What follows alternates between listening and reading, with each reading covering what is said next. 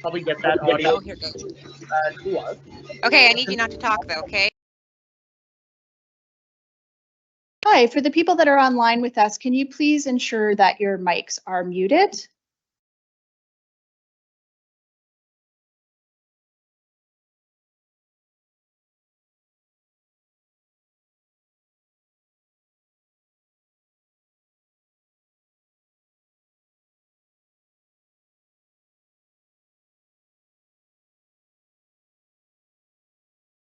Hi, good morning, everybody. My name is Jody Foster. I'm one of the public information officers for the Central Okanagan Emergency Operations Center. Thank you very much for coming today. I appreciate your time. Just want to give you a quick lay of the land here for how we're going to do this. It's actually our first time doing it in this room, so exciting as emergencies are. We're going to go through a series of speakers for you that will be able to give you some highlights of activities. Then we're going to be taking questions online. And at the podium. So we'll be doing both of that for the speakers. When we do that, we're going to have to ask the media to step up to the mic that's at the back here because that will give us sound through to our participants.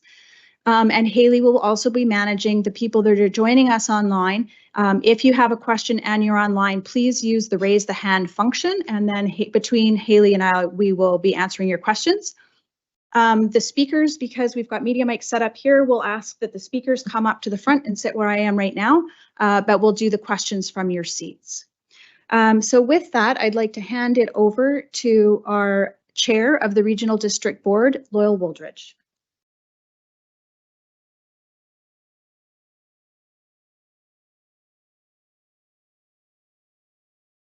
Thank you, Ms. Foster, and thank you everybody for being here today. Before I begin, I would like to take the time to acknowledge that I'm speaking to you today from the traditional ancestral unceded Tumulao of the Syilx Okanagan people who have resided here since time immemorial. And I'd like to extend my gratitude to West Bank First Nation for their united support while we all deal with this emergency through our region. Joining us today, we have Chief Louis from WFN Online. We also have Mayor Milsom from West Kelowna and Deputy Mayor Mohini Singh here as well. I'd like to thank all of you for being here to share this essential information with residents across the Central Okanagan. I'm speaking today as board chair as this event is now spanning across West Bank First Nation, Electoral Area West, West Kelowna, and just recently the District of Lake Country. Last night was extremely difficult in communities throughout the Regional District of Central Okanagan. I'd like to take a moment to pause and express gratitude for all the hardworking emergency operations staff and frontline responders that have been working diligently to battle these ongoing fires, many of whom are under evacuation alert or orders themselves. Despite heroic efforts, significant structure loss has occurred throughout the evening of August 17th. Over the coming days, as it is safe to do so, we'll conduct an assessment to confirm the number of structures lost. We know we have lost structures in the Traders Cove area in the RDCO and the Bear Lake Road in the city of West Kelowna. At this time, we have no confirmed loss of life. On behalf of the entire response team, we'd like to extend our sympathy to all of those who have been forever impacted by the events of last night. I want to assure you that every effort was made to mitigate the impact of the fire. However, at the end of the day, the force of Mother Nature has proved to be too much. And I'd also like to extend my heartfelt gratitude for all those frontline workers that continue out there today. Unfortunately, we're not out of the woods yet. Last night could very well be a preview of what's to come over the coming days. I'm now going to hand it over to BC Wildfire Services and our local fire chiefs to talk about the efforts and the conditions faced last night and what we can expect over the next 24 hours. Chair Wooldridge, and we'll have Nicole Bonnet from BC Wildfire. Hello, everybody. As it's been mentioned, my name is Nicole Bonnet. I am a fire information officer with the incident management team for the BC Wildfire Service. I'll start today by just echoing the board chair's comments about our condolences for the losses that we have had so far, unconfirmed numbers at this point in time. We are going to do our best to verify all information and get it out to everybody as soon as we can. But with that in mind, I think we'll just talk about how dynamic the situation has been. In the last 24 to 36 hours, BC Wildfire Service has really been trying to get the message out about the provincial level impact cold front that's swept across the province. It's about halfway through the province at this point in time, and we're still seeing those effects today. Overnight recoveries for fire activity on the McDougall Creek fire were poor, and fire activity stayed aggressive throughout the night. Some of that Chief Brolin will be able to speak to shortly. And with that, we're expecting to see those same conditions today. Winds will be up, fire activity will be quite aggressive. And so we're just asking those in the area, if you're asked to leave, please take that warning and leave. We want everybody to remain safe. And with that in mind, we're also asking people to stay off the water, steer clear of where aircraft are working. They need to be able to focus on responding to the wildfire, not trying to dodge people on the lake. The wildfire was reported on August 15th, and since then we have had personnel on the fire every day. But again, just due to provincial conditions and how hot and dry everything has been, from about 2 o'clock to 5 o'clock in the afternoon, which is typically the peak burning time of the day where you see the most fire activity, crews have had to pull back to safe places and safe locations. So that kind of just shows you, even leading up to this cold front, what conditions on site have been like and how the weather has been impacting this fire in particular, as well as others throughout the Kamloops Fire Centre region. We do have a really strong unified response effort right now occurring with the City of West Kelowna, Central Okanagan Regional District, and a number of other communities and response agencies that are on the call here today to provide their updates as well. It's a really great coordinated effort, and we've got a lot of really good experienced personnel that are out there doing everything that they can for the communities and the residents in the areas.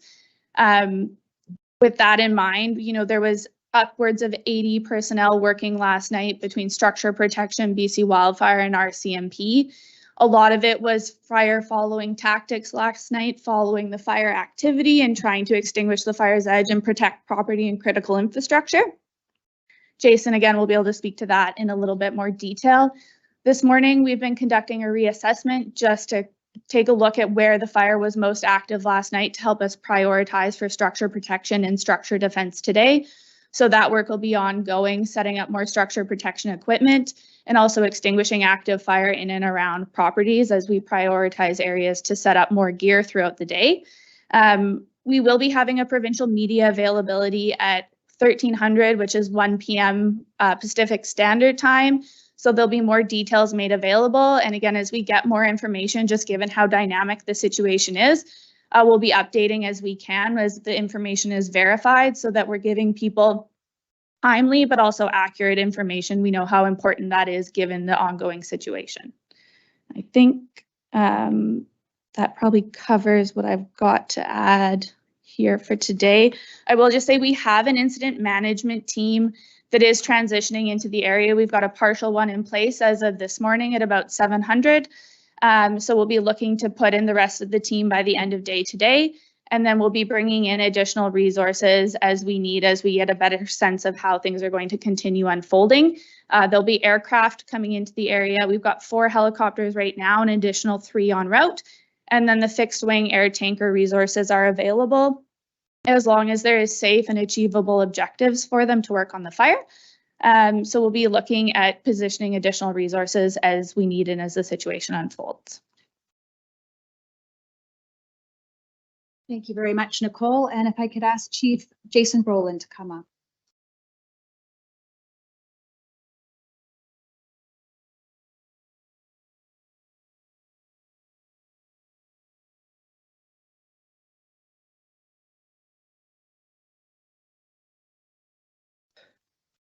It was a devastating night last night, probably one of the toughest of my career. The toughest of all of our firefighters' careers, likely.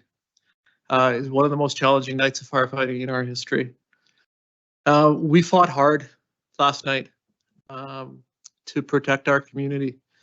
Somebody described it to me last night in the heat of the battle as it was like 100 years of firefighting all at once in one night. And I really think that it was true. We fought 100 years worth of fires all in one night. We had people trapped. That's the fire chief's worst nightmare. Those emergency responders were trapped because they were rescuing members of the public who had chosen not to leave. Last night, I joined my men and women on the ground at about 2 a.m. And we undertook one of the biggest firefights I've ever been a part of in the West Kelowna Estates neighborhood. Night turned to day because of the orange glow of the clouds and the fire that was happening. And the firefighters who fought that fire held that ground. They saved homes, too numerous to list in West Kelowna Estates. And I'm incredibly proud of the work that was done. However, there was a significant number of structures that were lost last night, and we're going to do our best to improve that and take it from significant to a number that means more to people, because I know that people are desperate to know. We're also going to do our best to get people back to their homes, but that's not going to happen quickly, either of those things. The reality of it is that driving here for the media conference, the firefight going on right now is as significant today as it was last night. So we need to put our focus there. We need to stop this fire before it continues any further. Then we'll get on to the counting, and then we'll get on to getting people back to their homes when it's safe. It's horrible, the loss, and our hearts go out to the people who are going to get this news eventually. But it's also not about what was lost for us, it's about what was saved. The firefighters battled hard to protect critical infrastructure in the Rose Valley neighborhood.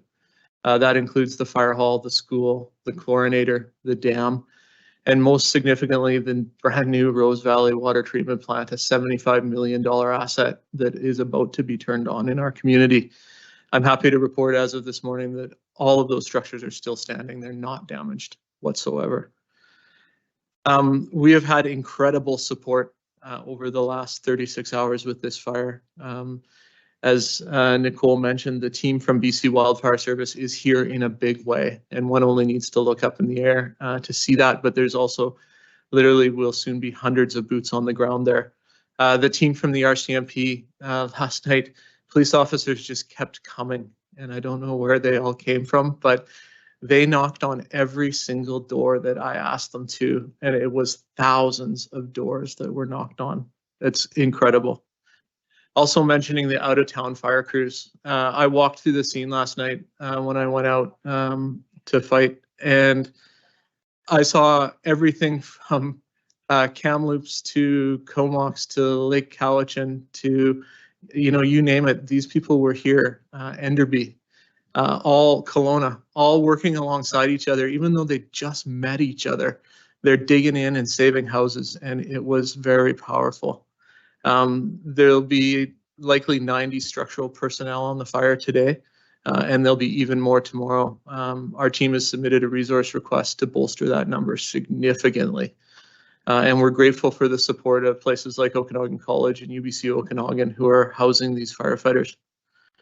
Somebody asked me, why does this work the way that it does? And it does because of partnerships and relationships. It works because Chief Whiting and I are friends before we're co-workers, and I know I can call on him or any one of the other fire chiefs in the region when we have a bad day like we did. We have a great system, and it started 20 years ago to the day when the Okanagan Mountain Park fire was fought, and we're still improving it and relying on it today. I couldn't think of a better team to be out there in the field with. We have the experts in the province are either here on our team, they've come to help us, or they're on their way. We knew that it was going to be bad. I think I said that yesterday to the media, but this is what we planned for and this is what we practiced for, but it was exponentially worse than we had expected. It's not done. As I mentioned, driving here, the crews are dug in right now at 10 in the morning. the same way they were dug in at 2 in the morning last night, trying still madly to save the houses that are being threatened. We're in the thick of it right now, if we ever have been. And today's going to be a challenging day again. The winds are stronger than they were yesterday.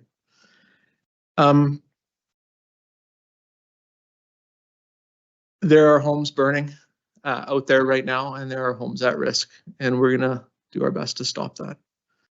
If you're on evacuation alert, you need to be prepared to go to evacuation order immediately. We put you on evacuation alert for a reason. This is the real deal, and it is likely that that evacuation order will come at some point. You need to be ready. You need to cooperate when authorities ask you to leave. Last night was an orderly evacuation by all measures, but I desperately hope that all left when we asked them. My people are strong. We're going to be here for the long run. We're going to prepare that it will be worse, and we ask the public to do the same. Don't panic. Be ready. We may have another scary night tonight. People are going to see that glow again, and it's going to look worse than you ever expected.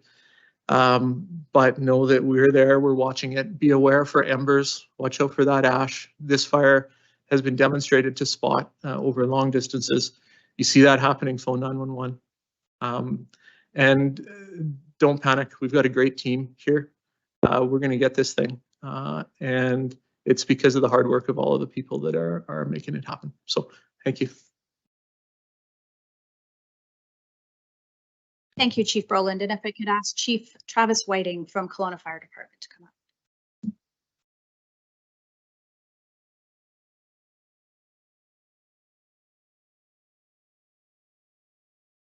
Good morning. Thank you for joining us. And I'm going to echo a lot of what Chief Brolin had to say. A lot of similarity, obviously, on both sides of the lake of what occurred last night, and a lot of resources and knowledge being shared back and forth between us through our partnerships.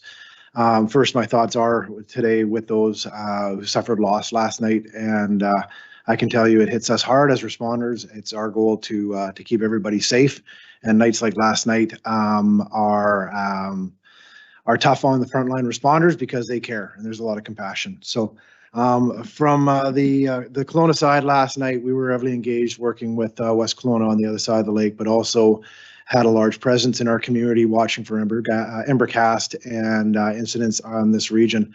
Understanding that we do have a large incident occurring, but we have very dangerous conditions throughout the central Okanagan, and we have the potential for fire start in other areas. So we do keep resources available and monitoring to ensure that we can respond to any other incidents that can occur in a timely fashion. This included having our boat out on the water to watch and monitor for us. The fire that started last night, I'll give great credit to the crews from our team that responded on there and knocked on it as quickly as possible and provided structural protection in conjunction with BC Wildfire. Operations went very, very well last night from our perspective. We also had good cooperation at the time with some of the topography and wind, but it was a good battle, and the crews did some pretty incredible works. Today, as Chief Brolin mentioned, we're in the thick of it. This is not over. We're in day 2 of a fight that's going to go on for the foreseeable future over the next few days. Our crews are dug in around the McKinley area right now, providing structural protection as this wind continues to drive these fires north on us, and as the wind starts to shift into other areas. So far in Kelowna, we have no confirmed structural loss, and we are continuing to battle to ensure that we protect every home that we can. One of the key things, there's 2 pieces I would comment on, is that operationally, Chief Lee out of Lake Country and Chief Brolin and myself and Chief Kostrowski from the regional district are pretty much joined at the hip throughout this event to ensure that we're aware of what is needed, and we are putting resources where most need is. We are not looking at this as any single jurisdiction, but as a single jurisdiction across the region where we put the best resources where they're best needed and have the biggest impact.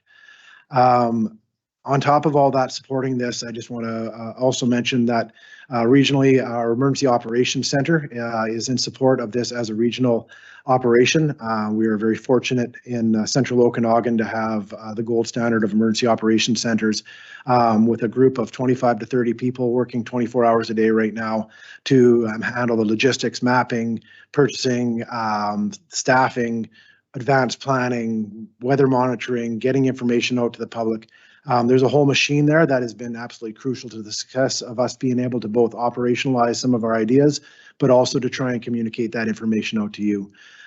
We are working very, very hard to get information out, and we will continue to do so with the understanding that we want to make sure the information we produce is accurate.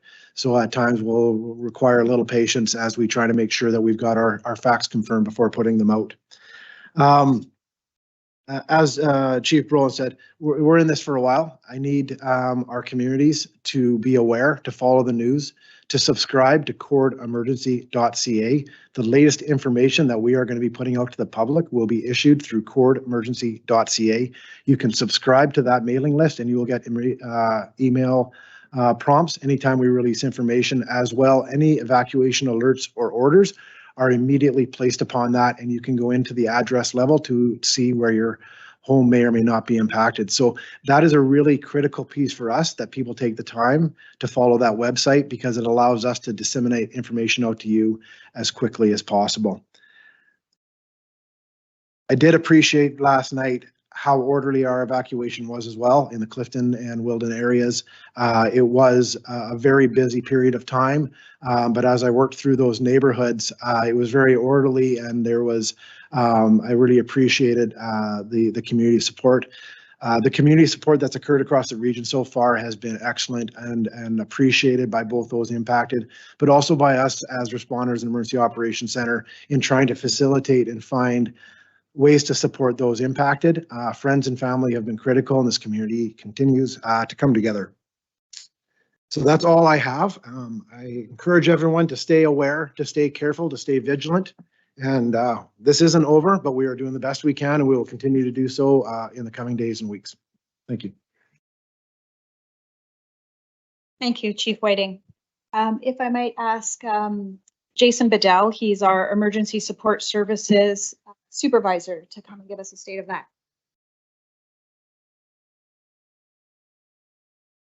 Thank you, Jody. Good morning, everyone. First off, I'd like to recognise the amazing outpouring of community support that we've seen during this incident. It really goes to show the strength of our community as we all pull together.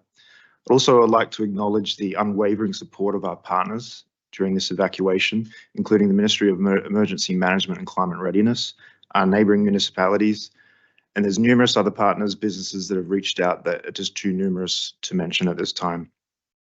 They have all been instrumental in supporting our evacuees. We truly are in this together. Royal LePage Place has once again been activated this morning. Our ESS volunteers are on site to register and provide supports to evacuees. Alert, who looks after animals during these types of evacuations, will also be on site to help evacuees. Prospera Place was activated late last night, early this morning, to provide a location for evacuees to attend. It will be turned into a group lodging location. We truly are short on commercial accommodations, and this will be a location for people to go if you have nowhere else to stay. The address for that location is 1223 Water Street in Kelowna. Cal Tire Place, again, has been activated and is open for evacuees. ESS volunteers are on site there again as well to provide registration and supports for volunteers. The address for that location is 3445 43rd Avenue in Vernon. Again, I can't stress this enough, the importance of pre-registering if you are on alert and on order. The web address for that is ess.gov.bc.ca. Again, if you have friends and family that have space for you to go as an evacuee, please take them up on that offer. We really are trying to push people towards that option. The only other option we have left right now is group lodging.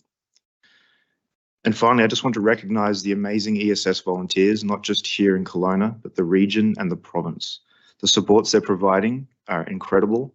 They truly are your neighbours, your colleagues, your friends.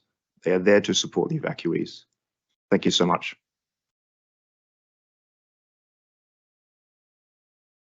Thank you, Jason. I just wanted to mention, because there's a bunch of people online asking for names of people, and we will put that in the chat at the end of the conference so that you have the name of the people that are standing at the mic. And next we have someone who is online with us. We have Carl Hart. He's from Interior Health. Carl, Haley's just going to open your mic for you, and then you should be able to go ahead. Okay. Good morning, everyone. I'd like to start by stressing that the health and safety of impacted communities and our people at Interior Health remain our top priorities. And our thoughts are with all those impacted by wildfires right now. Our gratitude goes out to the firefighters from the agencies involved. Right now, Interior Health has more than 700 medical staff and healthcare workers who have been personally impacted by fires in the West Kelowna and Kelowna area, whether on evacuation, order, or alert. Staff in other parts of the region are also impacted by wildfires. Despite this, thanks to the incredible teamwork and commitment to service of our staff, all health services remain fully operational. Should anyone experience a medical emergency, please call 911 or make your way to the urgent and primary care centers in Kelowna or West Kelowna, or Kelowna General Hospital. Our staff have been working over the last 24 to 48 hours to ensure our services are well prepared to support patient care. All services, including surgeries and cancer clinic services, continue to operate as normal at this time. Interior Health has an active emergency operations center and incident commands set up throughout our health region to proactively manage and respond to this dynamic situation that is impacting so many communities in the interior. We also have a provincial health services network to draw on should that be needed. We have one Interior Health owned and managed site in West Kelowna, Brookhaven Care Center, that has been evacuated as a precaution given its close proximity to the evacuation order area. 95 residents were successfully evacuated between 6 and 11 p.m. last night to alternate care locations in the region. Those family members of those individuals have been contacted directly with information about the location of their loved ones. We'd like to acknowledge the work of the Brookhaven staff and partners like BC Emergency Health Services, BC Transit, Interfacility Transport, as well as families for supporting these moves and keeping impacted residents safe. As conditions change, we will provide updates. Please check our media center at interiorhealth.ca or our social media channels for the latest information about health services. I also want to emphasize that these situations can be very stressful time for those impacted by fires, and support services are available for those who need it. Information on that can be found on the wildfires page on interiorhealth.ca. Thank you. Thank you, Carl. And last but certainly not least, we have Inspector Beth McCandy from the RCMP.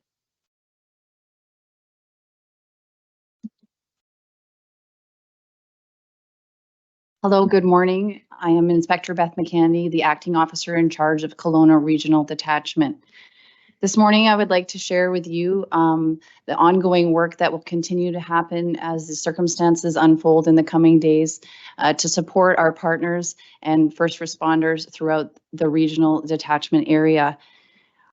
We will continue to be resourced and supported by the BC RCMP. We are a nimble organization who has extensive experience deploying resources throughout the province. I'm happy to report that through the night, we were receiving resources from as far away as Vancouver Island, and they make their way to the Kelowna regional area to support with efforts in West Kelowna, Kelowna City, and now in Lake Country. We will continue to see that support as we make an effort to resource and respond appropriately to the dynamics of the unfolding events. What I can say is I'm both very proud of the response that we received locally from not only our West Kelowna Regional Detachment, but our provincial partners that work within our community. When the call came out, multiple times throughout the evening. We saw an influx of resources showing up, getting ready to respond and support whatever was going on. I can't tell you how proud I am of the men and women that showed up ready to support our efforts to respond to this incident. We have responded to calls of unauthorized persons within evacuated locations. It will remain a priority for our RCMP officers to ensure security in those areas that have been evacuated, and they will be doing this through roadblocks and roving patrols. If you see something, we need you to say something. We would like you to contact 911 if you see any suspicious activities, and we will be responding appropriately.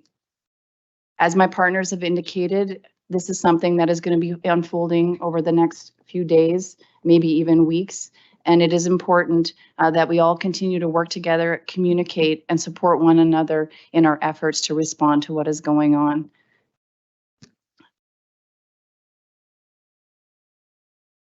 At this point, the RCMP will be engaged for the rest of the day and supporting our partners. And thank you very much.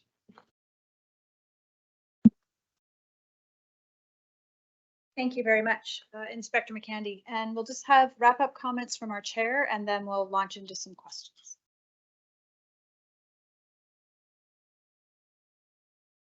So as we've all heard, these fires are dynamic and the situation continues to be fluid. Today is expected to be another very challenging day. This is a time where we need to come together as a community and support one another. We know that we're resilient and together we will get through this. We want to thank everybody for cooperating when they are put on evacuation alert or an evacuation order. And it's very important that you know what that means to you. If you're on an evacuation alert, you should have everything packed that you need and be ready to leave at a moment's notice. You can pre-register with emergency support services online to be best prepared. If you're put on evacuation order, you need to leave immediately. I cannot stress this enough, you must leave immediately. Be prepared to get out of your home for an extended period of time. As you've heard from the fire chiefs, failing to do so puts our emergency personnel at risk and jeopardizes our community. All residents across the region should prepare their households now.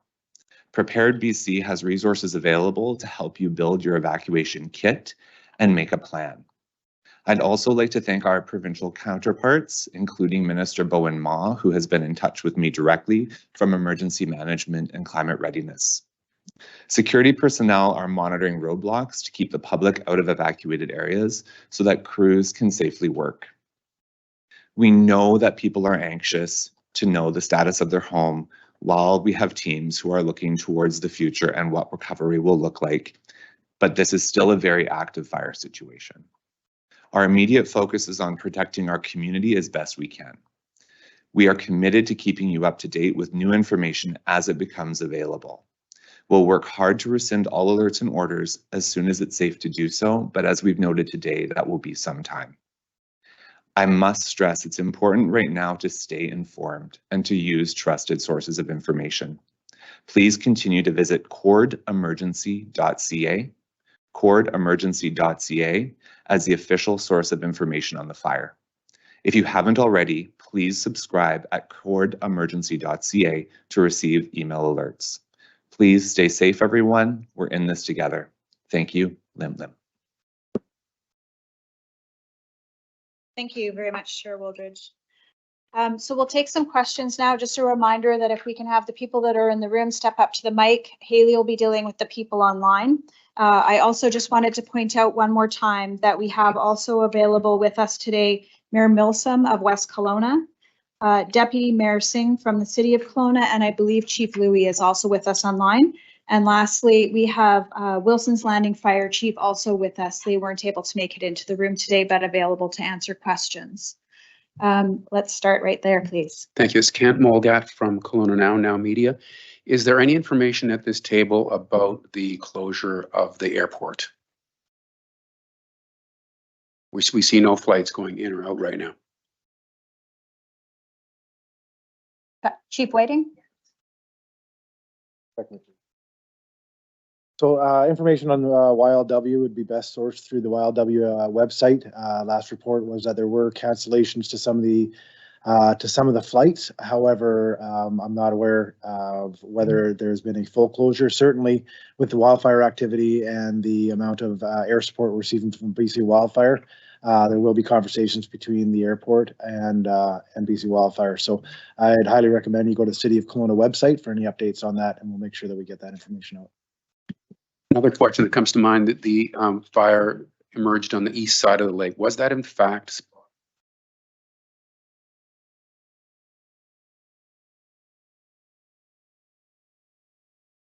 Do you want me to re-ask that with the mic on? Yeah. When the fire spotted on the east side of the lake, was that in fact spotting from the main McDougall Creek fire? Yeah, good indications, obviously, that given the proximity of the fire on the west side of the lake, that spotting did occur across. We did have reports, which is why we had patrols working on that. So there's good indications that was spotting that caused that fire, of course, but at this point, we don't have confirmation. Some questions to go to the mic. We didn't capture that. Yeah, we could do that. Yeah, we can do that. I'm also going to ask, please, that we have one question per outlet as we go. Chief Whiting, I think you've answered that for now. Thank you very much. I'm going to go to Haley online now for one of the outlets there.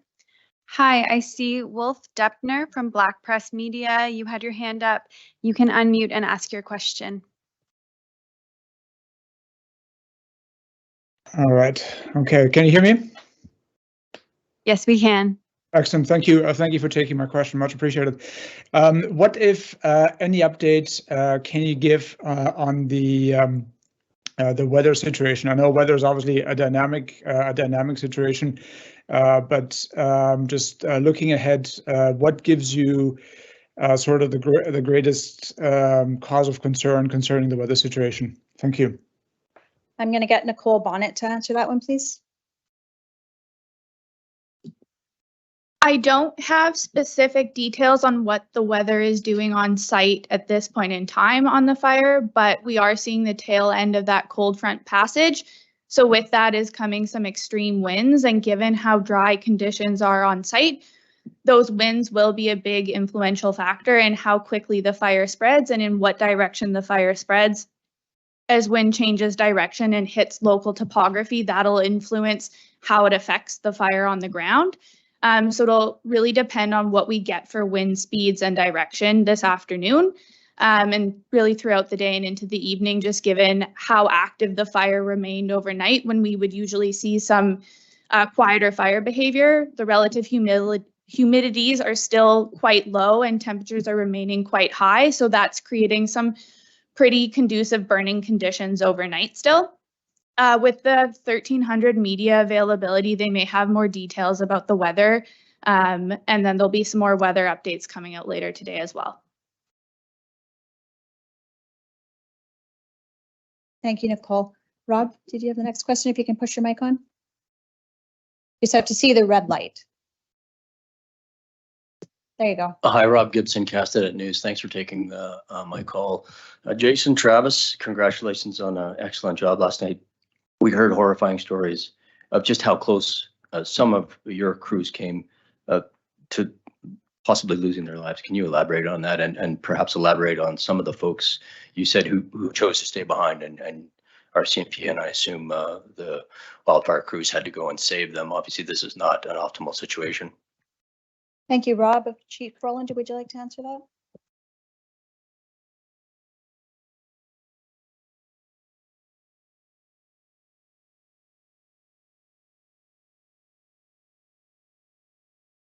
I have such a luxury and pleasure of leading a team of people who oftentimes I can't even hold on to the reins. There is no way that I could hold my crews or any of the firefighters that came to join us back. They wanted to be in that fight last night. And certainly we will risk a lot to save a lot. And there were a number of risks taken to save lives and property last night. But there was also risks taken that didn't have to be, and that was because people chose not to evacuate in one particular case. And emergency responders, including the RCMP and BC Wildfire Service, stepped up and got those people out of the precarious situation they were in. And I'm very glad it turned out the way that it did, but it didn't have to be that way. We don't put evacuation alerts on because it makes our job easier, or it's just something that we have to do procedurally. We do it because there's a very real risk that we need you to leave your homes with little to no notice. And last night was a prime example of that. As has been mentioned, we're not done yet either, so don't be complacent.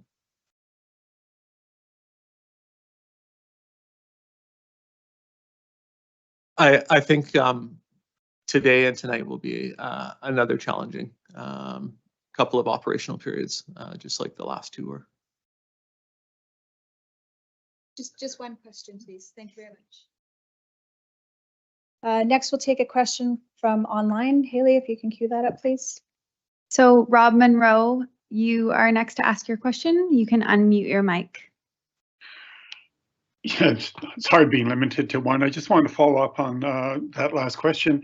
Are you saying there was only one person or one group of people that did not evacuate that you had to rescue? And can you explain just what some of these risks were like and what kind of, how you got out of them?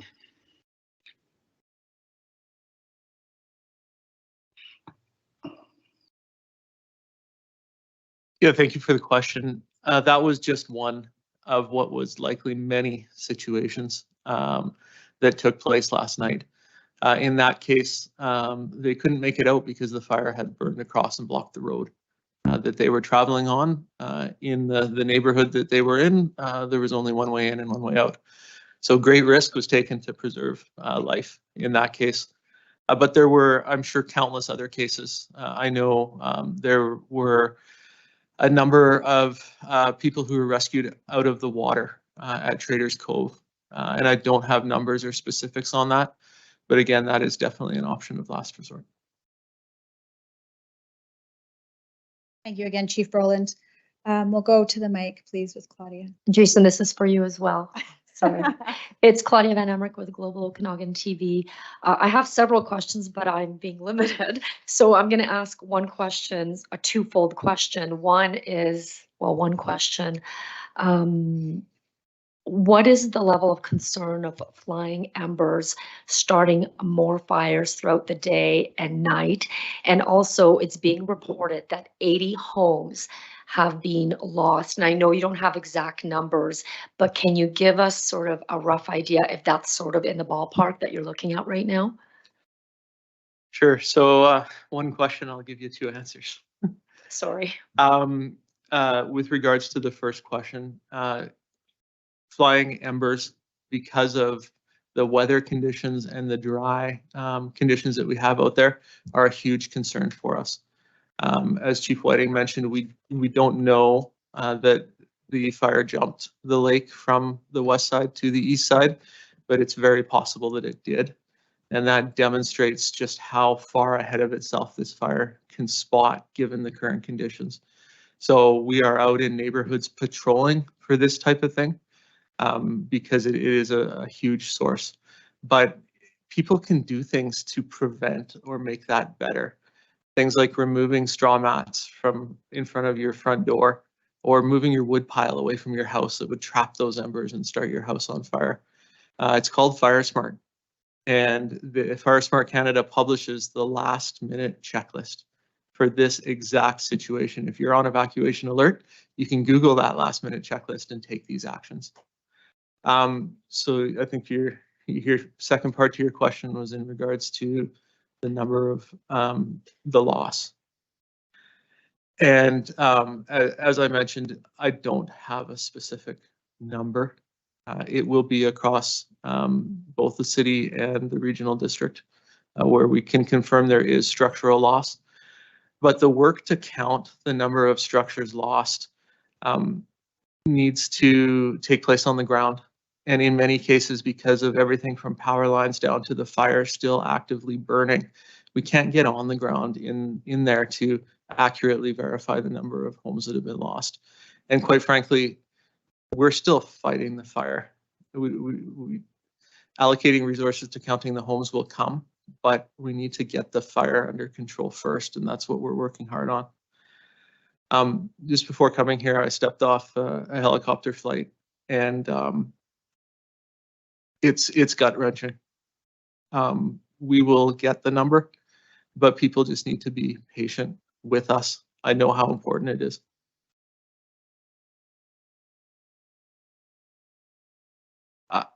I'm not going to say because I want to do it right. Okay, we'll take one more question from online. So St. John Alexander from CTV, you can unmute your mic and ask your question. Hey, good morning, everyone. It's Sinjin with CTV here. It's okay. You've probably never seen my name before. You guys got me okay there? Did I mute properly? Yes, yeah, we looks did. like I have. Okay. This is a harder one to ask. Whenever these things happen, there's always bad people who want to take advantage of situations. There are homes that are empty. I don't know if you have the resources to watch the homes that have been evacuated and any indication that people are doing bad things, going to people's houses, taking things, that kind of stuff. Thank you very much. We'll ask Inspector McKandy to answer that question.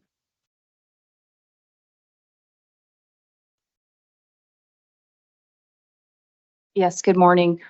That is obviously one of the biggest considerations we have as the RCMP, is to ensure the protection of property when people have been evacuated and have left in a hurry, to ensure that the premises are secure and locked, and taking those steps when you are asked to leave at a last minute. So it is our responsibility and our primary goal, once an area has been evacuated, to ensure ongoing police presence, while also considering all of the other things that are going on and all of the priorities. We do deploy our resources to prevent people from entering those evacuated areas. And as I spoke earlier about roving patrols and making sure that we have eyes on residents to monitor, to see if anything has changed in the neighborhood, and we will address those. We also know that often people have security cameras, wise cams at their residence, and are probably monitoring to see activities that are going on their property. We encourage that if you have that capability to monitor that, and if you notice something that is concerning, we want you to report it. So to answer your question, it is a major priority for us to ensure that when you're evacuated for your home, that we can offer that security and protection of your property.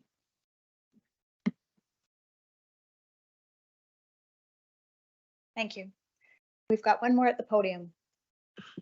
Phil Johnson, AM 1150, to Chief Whiting. Under mutual aid, I'm going to presume that maybe the Lake Country Fire Crew had come in to work the fires that were here. Did they have to scramble and head for home because of this new fire that broke out in Lake Country? Were they here working here, or have they already returned to base? Yeah, so sorry, just rolling the tape back in my head. Last night we had plans in place for where we were going to allocate resources across the region. We work collaboratively to plan that out. So we had resources from all the local departments, both in West Kelowna, but also we had a good awareness that we had resources in each of our communities to protect ourselves should something else start up. So as much as we put a lot of assets into West Kelowna where this started, we made sure that we had assets back on this side of the bridge to protect from other events that occurred.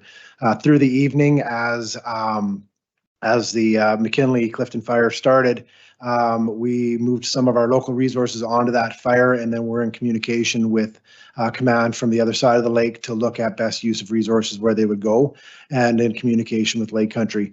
Through the evening, in communication with Lake Country, including this morning, they had a lot of resources in their community that they were allocating out this morning. So we did have a lot of resources across the region in each of the communities. We certainly didn't empty the barn into any one area. So it was well structured, well communicated, and there was a continuous movement of resources across the region. Thank you. We've got still people online, so we'll do that first, please. Thank you, Chief Whiting. We've got one more person online. Craig from CTV, you can unmute your mic and ask your question.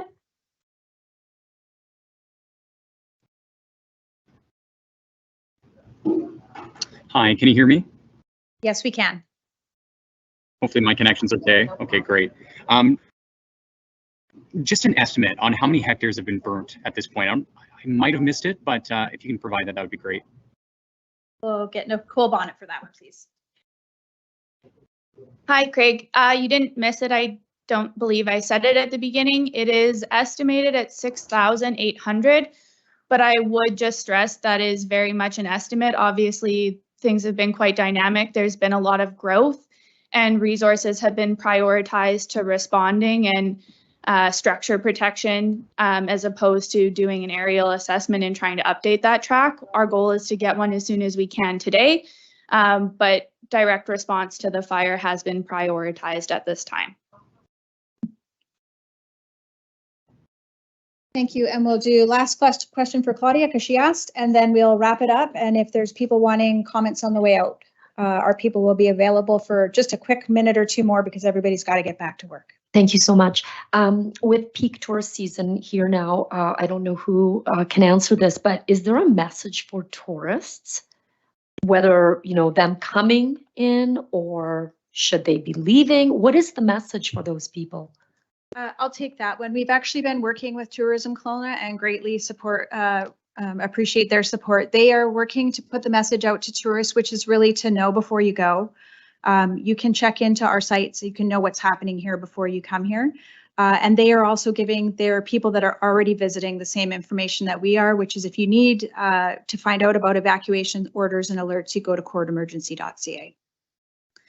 And with that, I think I'll wrap it up. We're out of questions online. So thank you very much, everybody, for your time today. It's very much appreciated, and we'll keep you informed as updates become available. Thank you.